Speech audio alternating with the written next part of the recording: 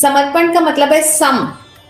सम मतलब अच्छे से पूरा लेके, उसका सम कहते हैं ना, इसका सम ये है सब कुछ छोड़ देना। समर्पण का मतलब है सब कुछ छोड़ देना नहीं बेटा। सम का मतलब है पूरी तरह से, और अर्पण यानी अर्पण कर देना। छोड़ देने में और अर्पण करने में अंतर है।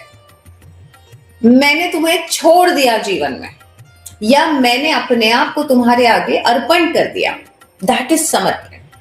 पूरी तरह से अर्पण, समर्पण है ना। सम मतलब पूरी तरह से, अर्पण तो होता है समर्पण। हमने क्यों छोड़ दिया?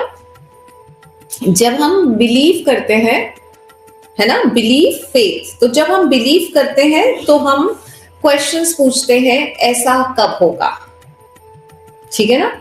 क्यों? क्योंकि आपके साथ ऐसा हुआ था तो मेरे साथ कब होगा। दीपा तुम्हें इतना फायदा हो गया, तुमने बताया अंजना मैम के यहाँ जाके, तो तुम्हारी वजह से मुझे अंजना मैडम पे भरोसा हुआ, लेकिन मुझे कब मिलेगा।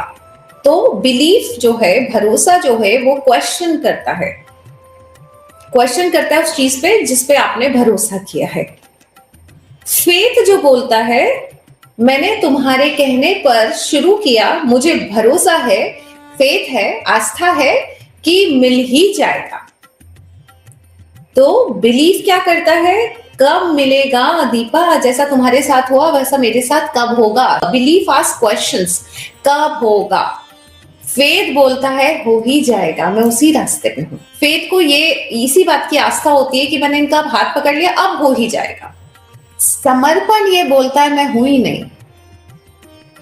समर्पण ये बोलता है भाई साहब मैं तो हूं ही नहीं, अब जो हो वो तुम हो, जो करना है तुम करो, मेरा कोई लेना देना ही नहीं है, अब सब कुछ तुम्हारे हवाले है। अच्छा तो तुम्हारा, बुरा तो तुम्हारा। अच्छा करोगे तो भी तुम्ही को बोलूंगी, और अगर मेरे जीवन में बुरा हुआ तो भी तुम्ही को बोलूंगी, लेकिन अब मैं कुछ भी नहीं करूंगी, दैट इज समर्पण। मैं प्रयास नहीं करूंगी, यहां पे आ जाता है समर्पण। उसके पहले तक हर जगह पे प्रयास हो रहा होता है, थोड़ा बहुत तो प्रयास हो ही रहा होता है ना। तो अब मैं कुछ नहीं करने वाली, मैं हाथ पे हाथ धर के बैठूंगी, दैट इज समर्पण।